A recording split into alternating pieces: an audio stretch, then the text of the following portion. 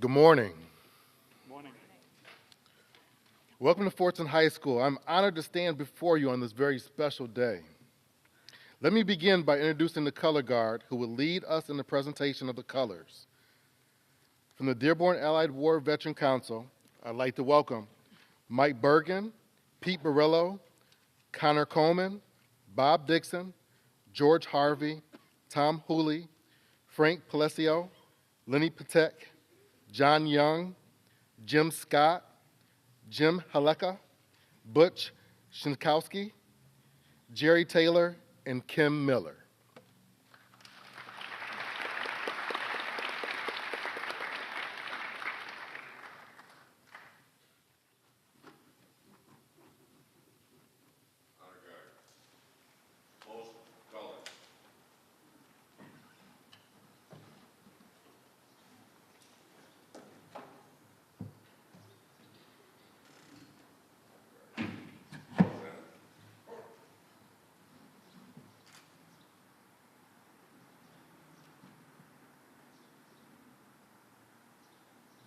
This time we will say the Pledge of Allegiance.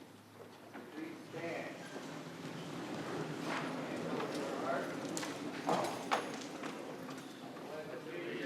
To the flag of the United States of America and to the republic for which it stands, one nation, under God, indivisible, with liberty and justice for all. Take standing for the national anthem.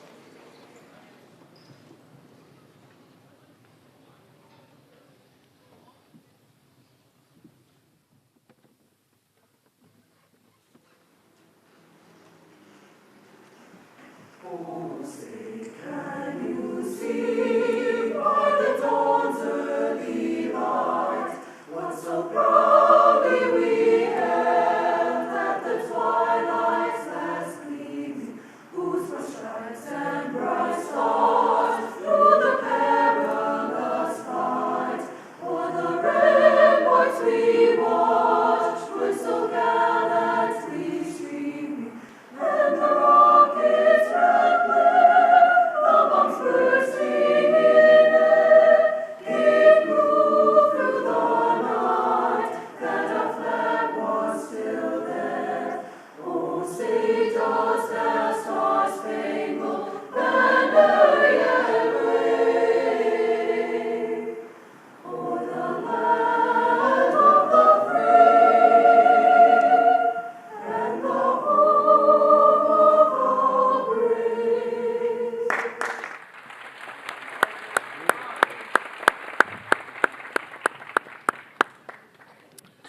Thank you, Fordson Choir.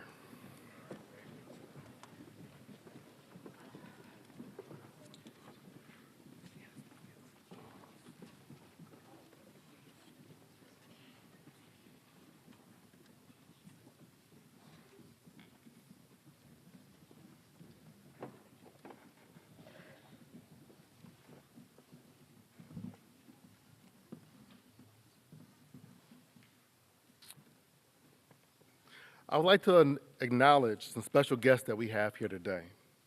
Would all representatives of the armed forces, past and present, please rise?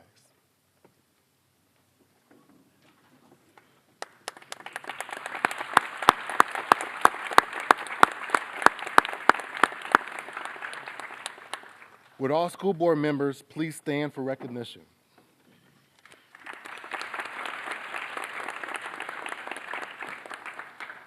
Would all city council members please stand for recognition?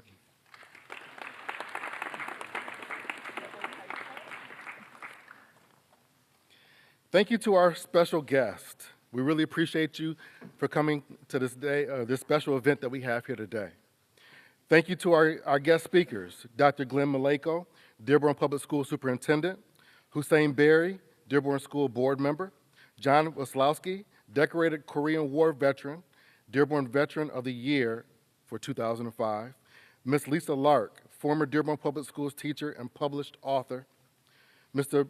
Bill Bazzi, Commander, Dearborn Heights Council and Fordson alum, and Mr. El-Saghir, Khalil El-Saghir, U.S. Arab American Army veteran, educational consultant for Wayne Risa. Could we please give them a round of applause?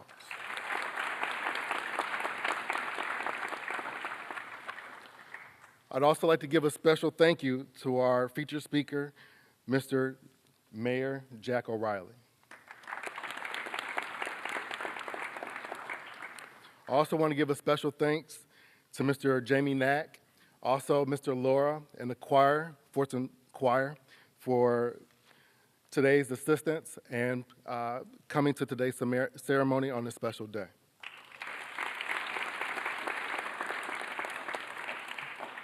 I also want to give a special thank you to Mrs. Jacqueline Zaydan for all the hard work that she put forth on making this such a special event for our Memorial Day ceremony. I also want to give a special thank you to Ms. El-Saghir for purchasing the wreaths that we have here today for our Memorial Day ceremony as well. If there are any Fordson alum, could you please stand at this time?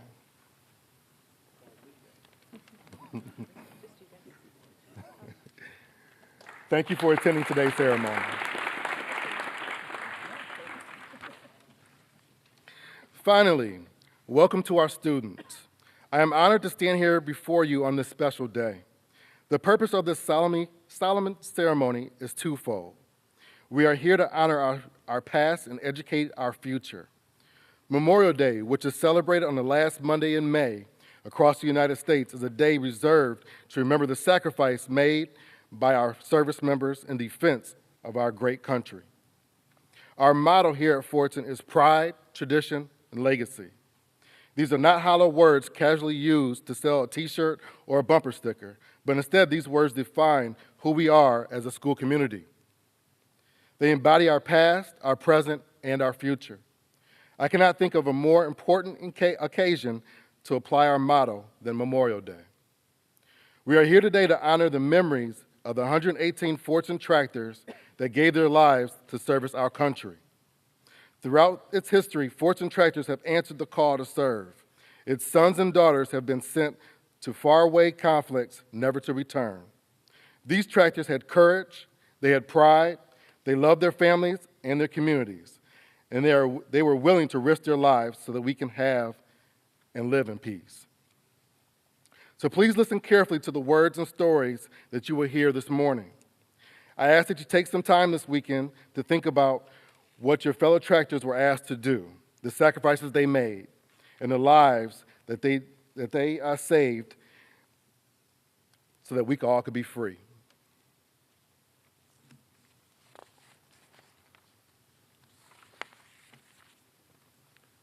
I would like to now call up our featured speaker, Mr. Jack O'Reilly.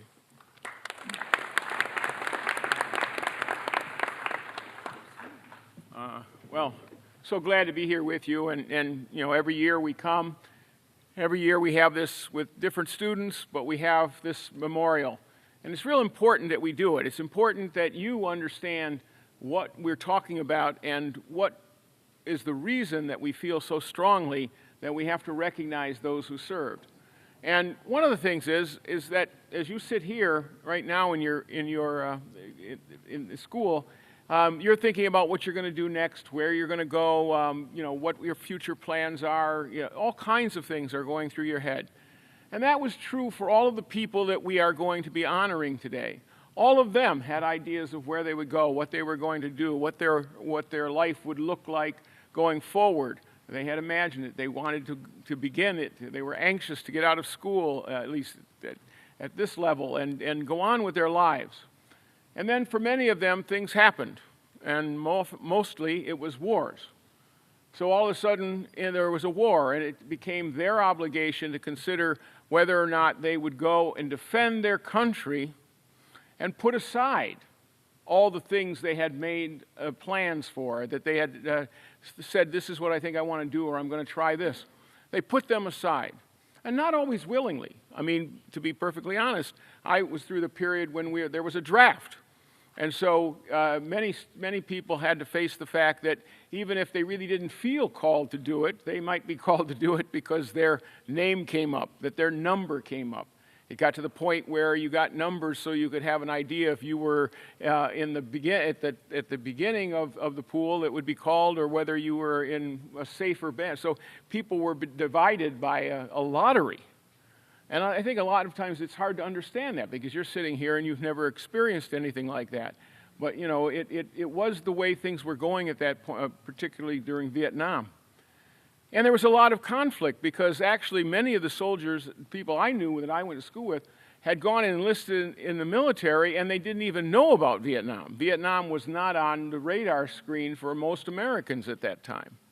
So they thought they were just going to go and serve in the military. And we have someone here who understands that and who, in fact, unfortunately, was not recognized for their great valor until much later, and you'll hear about that. But it was important to understand that these weren't different than any of you. They were just like you in their own environment, meaning that they didn't have all the technology you have, but they were just like you, going through school, making plans, trying, hanging out with their friends, trying to imagine what their future would be like. And things were changed by the things they had no control over. And what we're saying is that America is only strong. America can only be its best if everyone's willing to get engaged and make sure that we're moving in the right direction. Make sure that the things you believe in are reflected, and if not, think what you can do about it, so that you can be someone who can look back and say, we did the best we could. We took what was there, and we made it ours, and we made it work. And right now, today, we're celebrating the fact that these people who had, all the rights that every citizen has, went to war in order to make sure that our future, the future we're living right now, that our future would be safe, that our future would allow you to be able to make the choices you want to make, to live the life you want to live, to have the freedoms that you have. And that's simply why we're here, because we need to keep honoring them and reminding ourselves that we have an obligation to the greater good. It's the only way that democracy works. Thank you.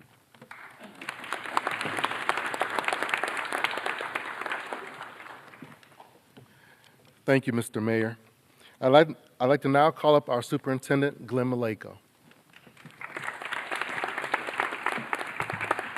Thank you, Mr. Birch and Ms. El-Saghir. I know the dignitaries have been recognized. I just want to thank our military and veterans who are here today and are present. Before I get on to a few words specific to Memorial Day, I also just want to thank Mr. Tipton and Ms. El-Saghir. I had a real interesting tour of the tower a few weeks ago, and we actually got to see some of the archives going back to soldiers who were literally overseas that had written letters back to Fordson School and to some of the students and some of the faculty here. So it was really unique. So there's a lot of history I know here. So I just wanted to mention that. And I know we plan to do some things with that, that tower, which has a lot of history around it. So again, thank you to everyone here. I just want to mention, I was driving home the other day thinking how nice it would be. We have an extra day off this week, right? A little more time to relax, maybe get some yard work done, and maybe barbecue with friends. I know the weather hasn't been totally cooperative this spring, so here's some days off, we have. There's nothing like those barbecues in the summer or springtime. But there's nothing wrong with enjoying our holidays. In fact, it's important for our own health to be able to unwind, slow down a bit, and spend time with the family. However, it's even more important to make sure we do not forget the meaning behind these special holidays and to make time to honor those who paid the ultimate sacrifice so that we can enjoy these days. That is what Memorial Day is about. In November, we have a day to pay tribute and thank our veterans, those who had served in the armed forces. But Memorial Day is different. This weekend, we pause with reverence to respect and honor those who gave their life while serving in the military. We owe it to those fallen heroes and their families to never forget the true meaning of Memorial Day. Many who died while serving in the armed forces were at the very start of their life. They had plans, dreams, and hopes. They were looking forward to a future filled with friends and family. They were the next police officers, scientists, engineers, and teachers. Like many of you, I too have had family members serve in the armed forces. My grandfather, who passed away in 2012, served in the U.S. Navy in World War II. I heard many stories from him, and he was very proud, extremely proud, in fact, to serve his country. I'm fortunate because I was able to hear those stories firsthand, directly from my grandfather. On Memorial Day, we must also remember the families who were never able to hear those stories firsthand because their loved one was lost while serving their country. Let them know that their family member is appreciated and remembered. Let them know that the ultimate sacrifice, the price that was paid for our continued freedom, will not be forgotten. President Franklin Roosevelt said, "Those who have long enjoyed such privileges as we enjoy forget in time that men have died to win them." So this weekend, enjoy the days off, spend some time with family and friends, maybe even grab a blanket or a lawn chair and make your way to the big parade on Michigan Avenue. I plan to. But always remember the true meaning of Memorial Day. Remember the mothers, daughters, sons, and fathers who served our country and gave their life defending our freedom.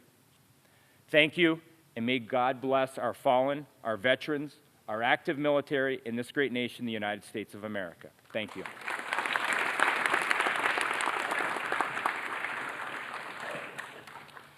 Thank you, Mr. Maleyko. Next, I'd like to call up Mr. Hussein Berry, Dearborn School Board member.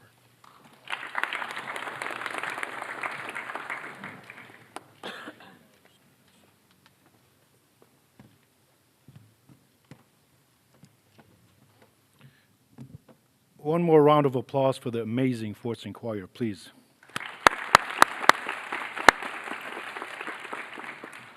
Mr. John Ruselowski is a decorated Korean War veteran. Among the many recognitions, he was named Dearborn's 2005 Veteran of the Year.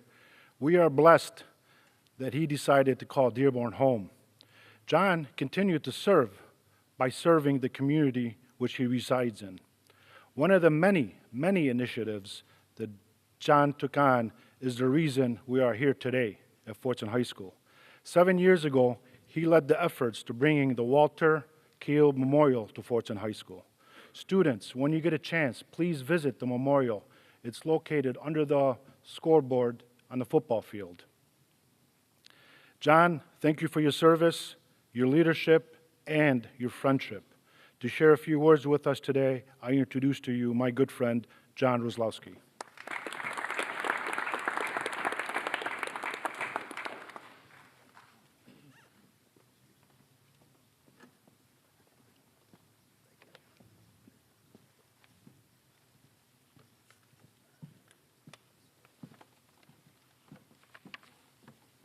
Thank you, Mr. Berry. Memorial Day is a day of remembrance for all those who have made the ultimate sacrifice, and is why we are here today. To help all of us understand the meaning of sacrifice and that freedom is not free, I'd like to share some background of our memorial here at Fordson High School. World War II was one of the greatest tests of our democracy, and the Battle of Saipan was an important battle in the war. It was fought thousands of miles away in the Pacific Ocean. On the island of Saipan, the Marianas. The battle occurred from June 15 to July 9, 1944, which was about the same time the Allied forces were storming the beaches of Normandy in France. The Mariana Islands were of a strategic importance to the United States, as it would give the U.S. greater control of the Pacific Ocean and offered the United States the ability to finally strike Japan directly with long-range bombers. In fact, the Enola Gay, the aircraft that dropped the atomic bomb on Hiroshima, took off from the Mariana Islands just over a year later and helped to end the war against Japan. Why I am sharing all of this with you? Well, it turns out that a courageous former Fordson High School student, U.S. Marine PFC Walter Kilb, took part in the battle and was killed in action on June 22nd, 1944, just a week later after the battle began.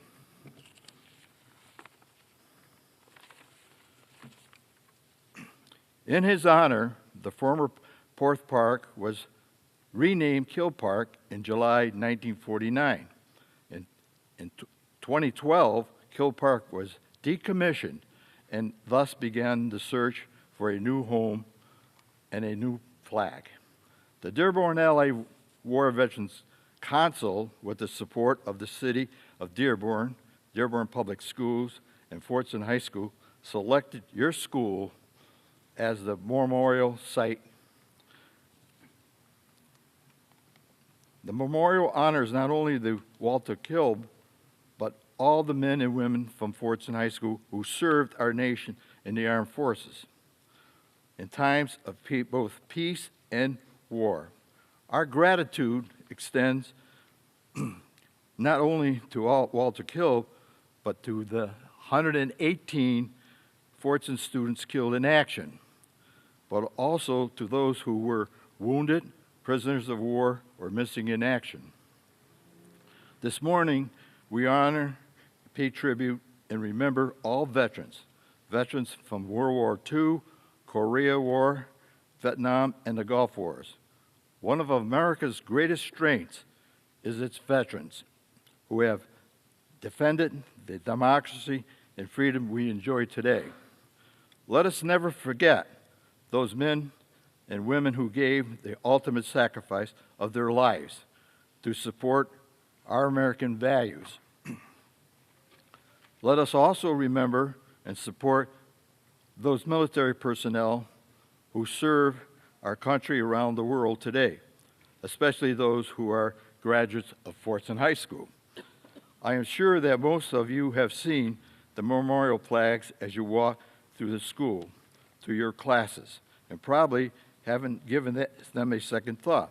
At some point during your busy time here, I ask that you please pause to read the names of the 118 Fordson students who gave their lives for our country and reflect and remember the freedom is not free. Thank you.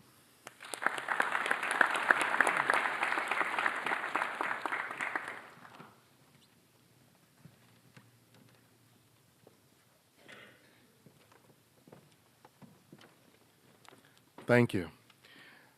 Next, I would like to call up Mr. Bill Bazzi, Commander, Dearborn Heights City Council, and Fordson alum.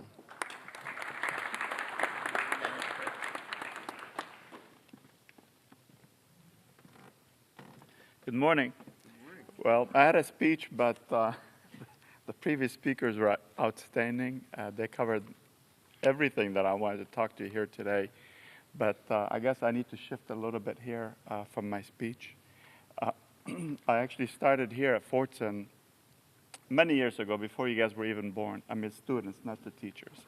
I graduated from Fordson. I joined the Marines soon after. I did retire from the Marines. And actually, for my retirement ceremony, I also like to thank the Fordson Choir. They came and they performed at my retirement ceremony. Thank you so much again, and you guys did an amazing job. And this school is actually very special to me, not just because I went to school here, graduated from Fordson, but also my last deployment, I remember in 2012, I don't know if most of you probably don't remember the principal, Mr. Masalam. My son was actually also attended Fordson High School, and I was really worried about him when I was going to be gone for 14 months on my deployment. I was overseas, and I remember I did call Mr. Masalam, came down here also, and we chatted for a while.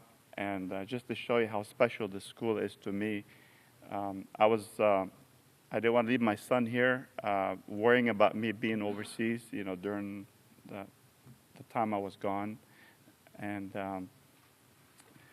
I remember the school, everybody in the school, all the counselors, appreciate everything they've done, for my son, and also all the teachers that he had, including, like I said, the principal. They did an amazing job with my kid. And actually, I was getting emails when I was overseas, when I could, respond to emails to the principals, and sometimes the teachers will send me progress report on my son, how he's doing. So it's very touching, actually, just looking back, remembering, all the things that the school has done, not just for me, for my son, and also for you guys. Just always remember, I guess, your roots, where you come from, like this school. This school right now, most of you don't really appreciate, or maybe like, oh, I can't wait till I get out of this school or graduate. But later on in life, like me, you become to appreciate even more because there's always something good, and also like all your classmates, your teachers. I'm still grateful for everything. Even when I joined the Marines, I came down here a few times on we call it a vacation, and they're always been there for even me when I joined the Marines. When I came down, with the comfort. There's just like so much. I can't even thank you enough, or thank the school staff. I mean, this is about Memorial Day. What I'd like to do is also invite every one of you to attend the Memorial Day parade that the previous speaker spoke of, including the mayor. This year is going to be a very special year for us. We have a Medal of Honor recipient who served in Vietnam. He saved 40 lives. He kept going in a battle area. He was getting shot at. He was a helicopter pilot. And he kept going in 3 times. His helicopter was shot up so bad, he still managed to evacuate 40 soldiers. And as they were evacuating, he heard on the radio that there's 8 more soldiers stuck on the ground with heavy enemy fire. He turned around, he said, I'm going back to get those 8. And everybody says, no, you can't. This is very hostile. You're going to die. He didn't care. He disobeyed, and he went in, and he picked up the 8, and it was no air support. He had heavily gunfire at his helicopter, shattered his windshield, took a mortar fire to his tilt water, but he still stood fast till everybody boarded the helicopter, and he evacuated the last 8. And one of the things that really, I've met him a few times. He's a very honorable person. To me, he won the Medal of Honor, just 50 years ago, but he just received it, like about 2 years or so back. He was 50 years after the heroic acts that he did back in Vietnam. I really want everyone to attend. We have the parade that kick off at 9:40. We have a funeral procession that's going to be before the parade. And we're honoring 3 veterans, World War I, World War II veterans, and also a spouse this year. And after the procession at 10 o'clock, the parade starts on Schaefer in Michigan, and it will end up at the library. At 12 o'clock, there'll be a ceremony. And Lieutenant Colonel Kettles will be speaking, so you get a chance to meet with them and chat with them if you want. Again, thank you so much for everybody attending today, and I appreciate everyone here, and thank you.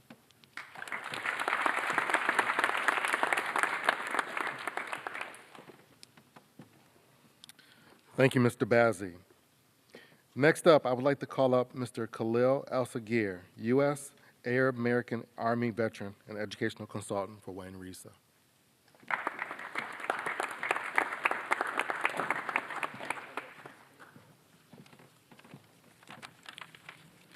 Good morning. Dear guests, veterans of the U.S. Armed Forces, Dearborn City and public schools officials, and Fordson High School staff, and students. I am humbly honored to be speaking with you today on such an occasion, to honor and remember those who made the greatest sacrifice for our nation. As an Arab American who served during peace and war times in the US Army, I want to take this opportunity to speak directly and frankly to our young Arab American students here at Fordson, as well as across this great city, about some of the issues that they may grapple with when it comes to serving in our armed forces. When I was in my 20s, I was a member of the United States Army. I served in the frigid fields of Germany, in the sweltering desert of Saudi Arabia and Kuwait, and in the winding hills of Kentucky. I traveled extensively and made lifelong friends from all over the country. It was the most eye-opening and most rewarding time of my life. It was also the scariest. It was the best 4 years, and it was the worst 4 years. I learned discipline, brotherhood, and honor. I also saw the ugliness of bigotry against my culture and faith.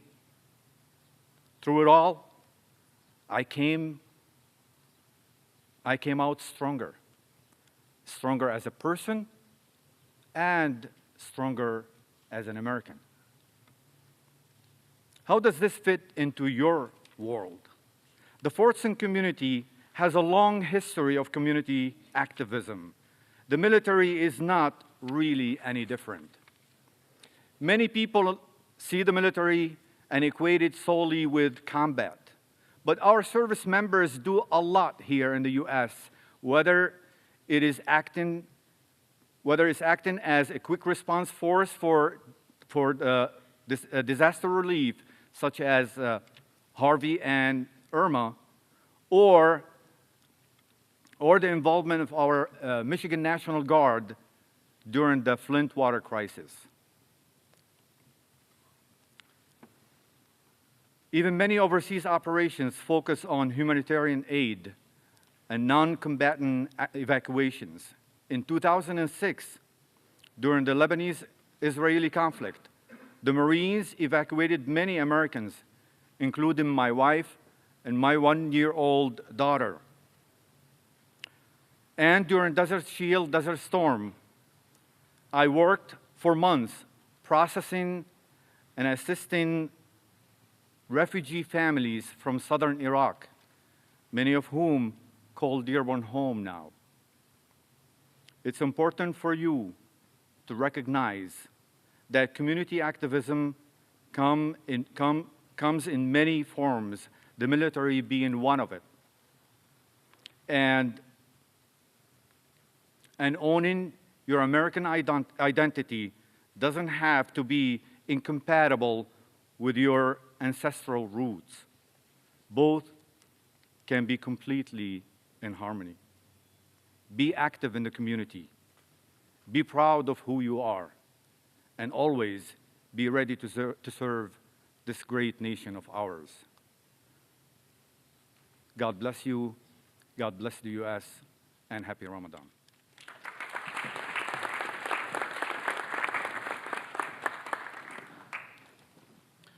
Thank you, Mr. El-Saghir. Now I'd like to call up the Fordson Choir as they sing our God Bless America.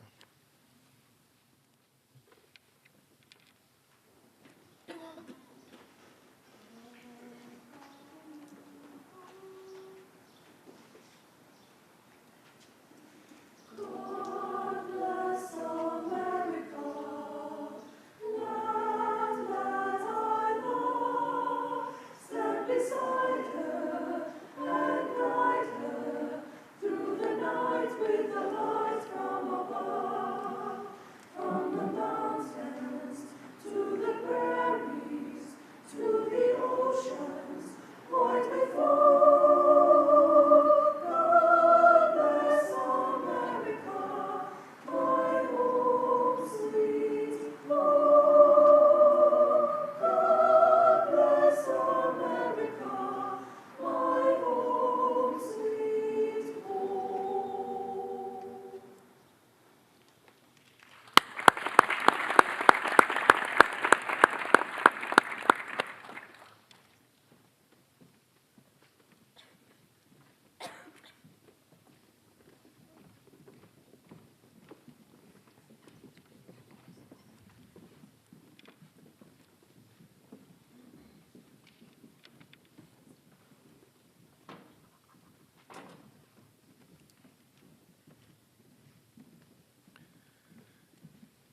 Thank you, Mr. Laura and the Fordson Choir.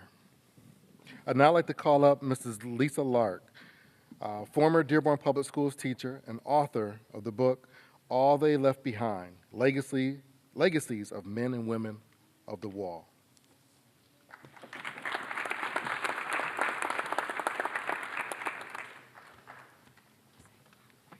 Good morning. Good morning. I'm humbled to be here today as we gather to honor and remember Fordson students this Memorial Day. I appreciate your patience and attentiveness.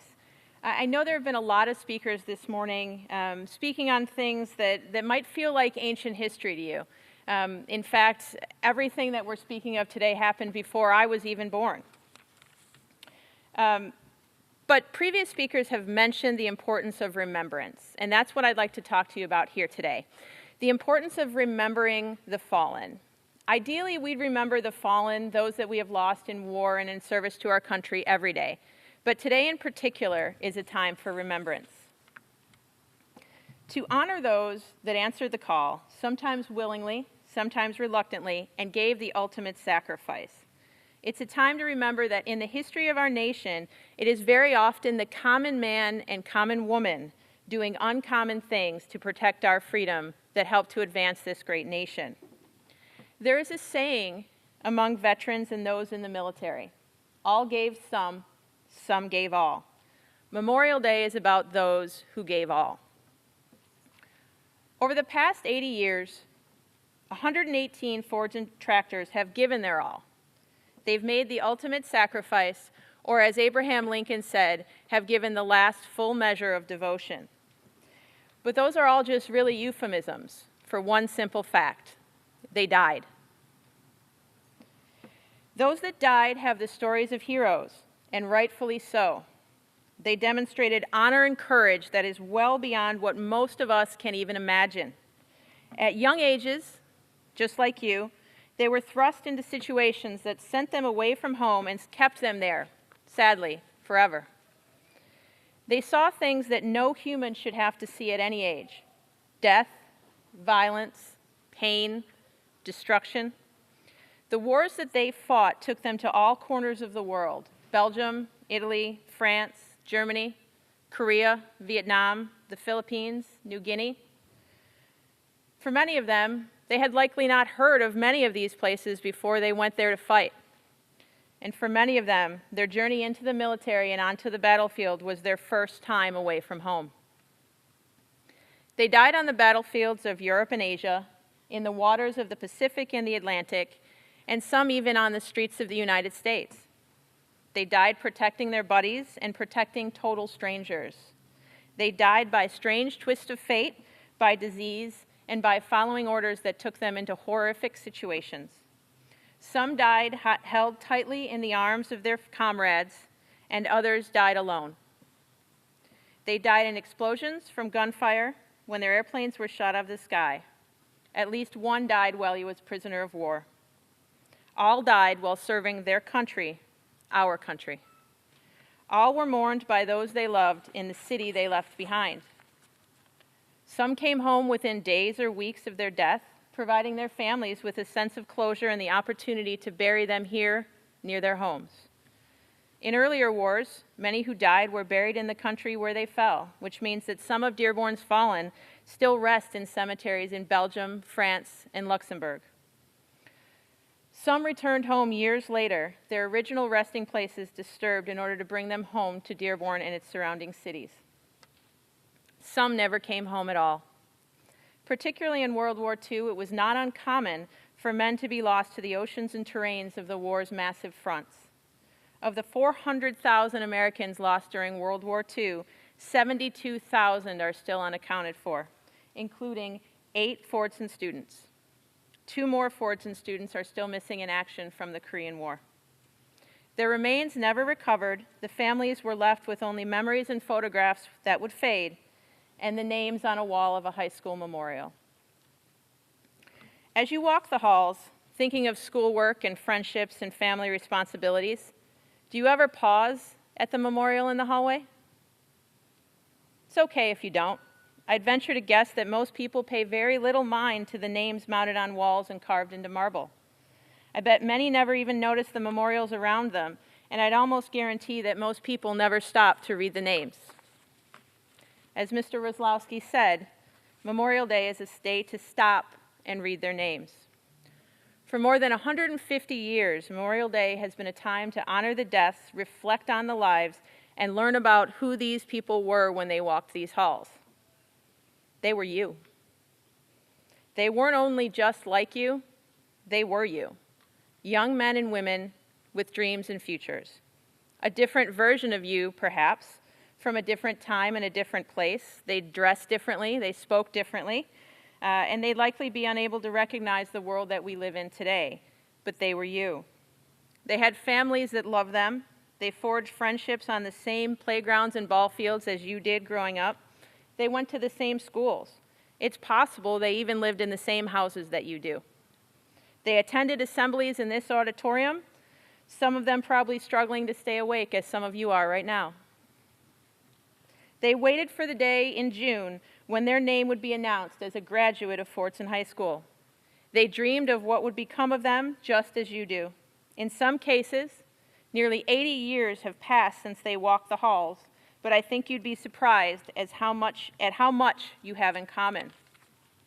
Do any of you play baseball? Raise your hand if you play baseball. I have one here, a couple. Earl Muntean played baseball. He was good at it, too. His obituary in the Dearborn paper noted he was well known in the city for his exploits on the baseball field. After graduating, he joined the Marine Corps shortly after the Japanese attacked Pearl Harbor in 1941. He was sent to the Pacific only 8 months later and was dead 18 months after that, killed in action in the Marshall Islands between Hawaii and the Philippines. Are any of you first-generation Americans? Were your parents born somewhere else? Okay. Robert Alt was. His mother was born in Yugoslavia, while his father had come from Austria. He started at Fordson in 1940 while Hitler was making his way through Europe. His father's home country had ceased to exist when it was annexed to the Third Reich in 1939, while his mother's was conquered by Axis forces in 1941. Robert enlisted in the Army Air Force after high school and served as a gunner on a B-17 Liberator. The plane disappeared after leaving airfield in Bermuda. No trace of Sergeant Alt, the plane, or the rest of his crew was ever found. Are any of you 18?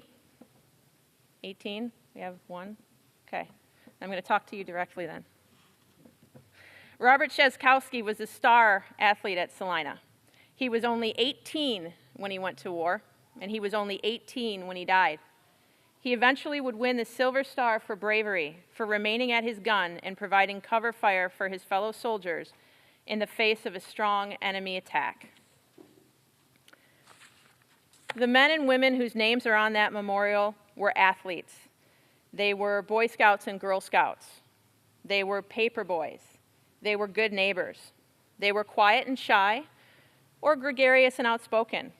When they were tractors, they carried with them the concerns of everyday life, concerns that you likely carry with you each day as you pass by those names on that memorial: schoolwork, friendship, family responsibilities.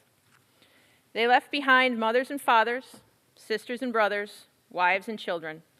They left behind the stories of lives that were shortened by wars fought thousands of miles from home. They left indelible marks on the people that they knew, and when they died, their absence was felt. Thanks to time, however, the people that knew them are beginning to pass on.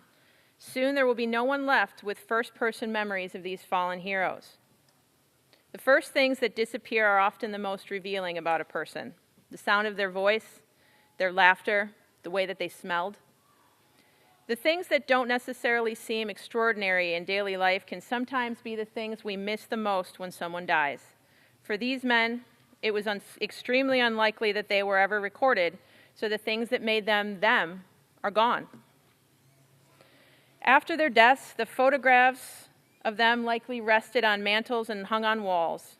As time passed, families move, people pass away, and photos get lost. And at one day, there's no one left to remember the name of the handsome young Navy man in the photograph. After first-person connections are gone, the second generation is left to carry their legacy. But what we're doing here today keeps their memory, their legacy, their name alive. When you leave here today, hopefully you will leave with one small piece of information about these men, even if it's only that they were, a long time ago, real people with hobbies, passions, and families. Ideally, you'll leave wondering about the other details of their lives, and maybe you'll Google one of the names that's on your program. Maybe you'll share a fact or two with a friend or a teacher or with your families, and they'll be curious. That's how we can best honor them, Memorial Day and every day, by remembering them. Thank you.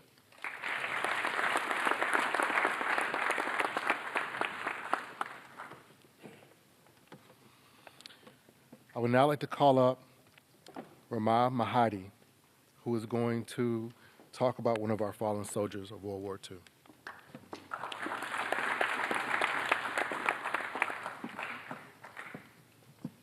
Morning. World War II, the broken promise of World War I, the war to end all wars. U.S.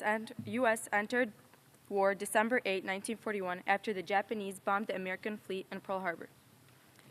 World War II began on September 1, 1939, and ended August 15, 1945. World War II brought the world closest to total warfare. It ended with the surrender of Axis powers, and the Allies accepted Germany and Japan's unconditional surrender. The outcome was an Allied victory, which resulted in the United States and Russia as the global superpowers. George Gels. George Gels was born on June 23, 1917. He was a private first-class Army, was in Dearborn, Michigan, in Wayne County. Completed 3 years of high school, worked in the auto industry. He was the first Dearborn man reported killed in action in Iwo Jima. In service since January 1944, and he spent 40 days on the front lines with Company 1 and was the member of the 382nd Infantry and the 96th Division. He didn't even get to graduate high school. Imagine being pulled out of high school to protect your nation at such a young age. He died at age 26. If the World War II section could please just stand at this time.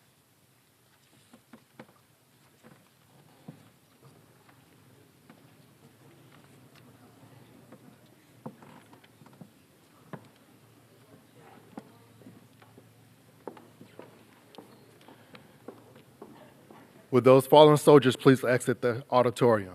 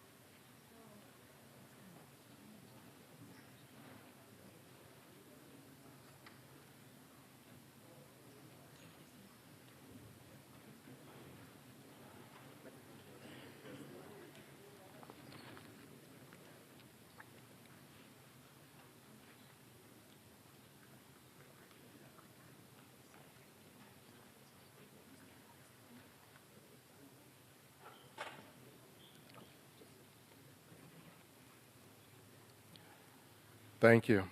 I'd now like to call up Ali Edie.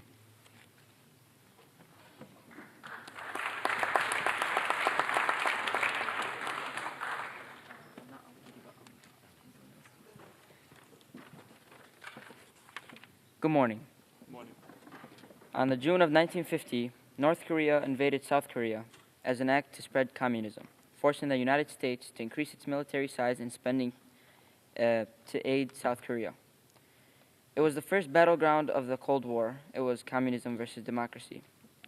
March 12, 1947, President Truman passed the Truman Doctrine, which pledged to provide U.S. military and economic aid to any nation threatened by communism. In July of 1953, President Eisenhower agreed to a division of North Korea at the 38th parallel that existed prior to the war. By this, okay.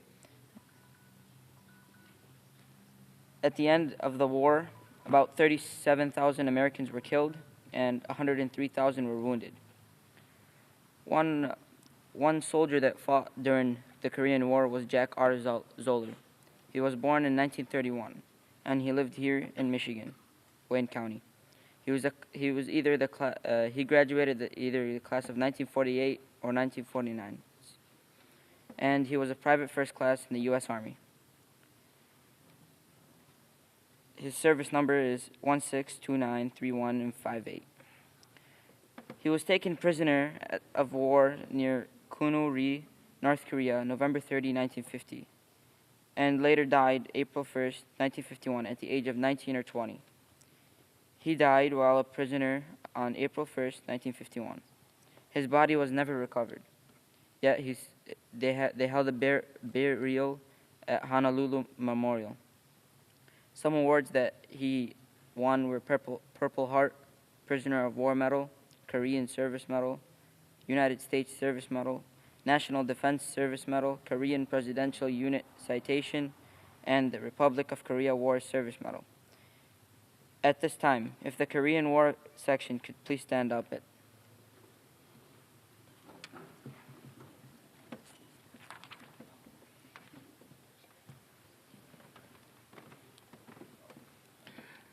Next, I would like to call up Mr.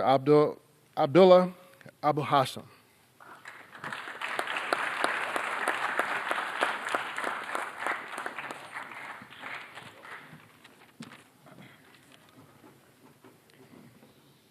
The Vietnam War took the lives of 58,000 brave soldiers in the span of 20 years. Being the controversial war that it was, these soldiers not only went out to battle, uncertain of their return, but they also most likely didn't agree with their deployment. Yet they fought valiantly. This Memorial Day, we remember the brave soldiers who fought and died in action, the brave soldiers who left nothing but an untold story and a white marker. This Memorial Day, we mourn all those soldiers. One of those soldiers, by the name of Richard M. Anderson, once walked these halls here in Fordson. In 1966, he was pulled out of high school and soon deployed to Vietnam. Just 2 short years later, in 1968, he was killed in a small arms fire in the south of Vietnam. He was 20 years old. I ask you all to honor the memory of those that served our nation. It's important that we don't lose sight of how necessary their sacrifices were. After all, America was built upon the sacrifices of many. Thank you. If the Vietnam section could please stand up at this time.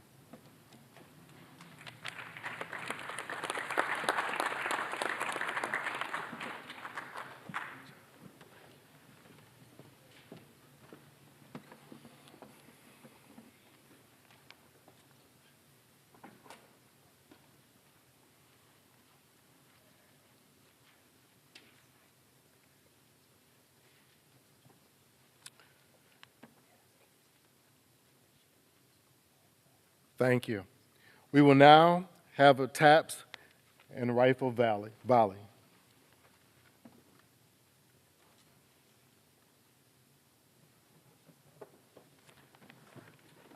Can everyone please stand?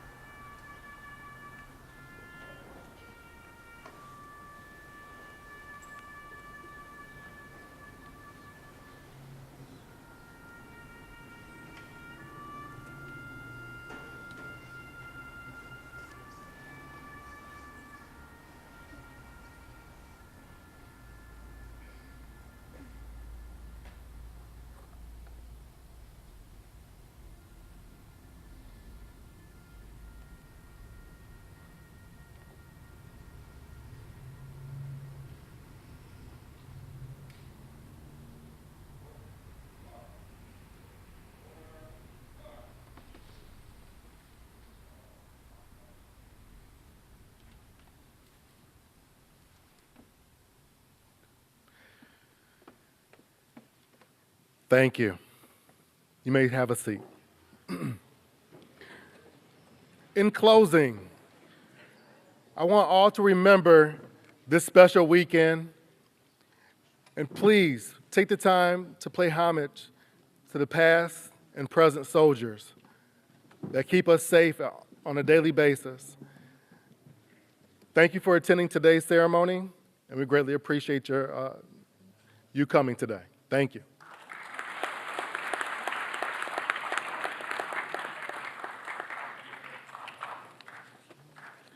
Thank you so much. Really, really appreciate it. Thank you so much.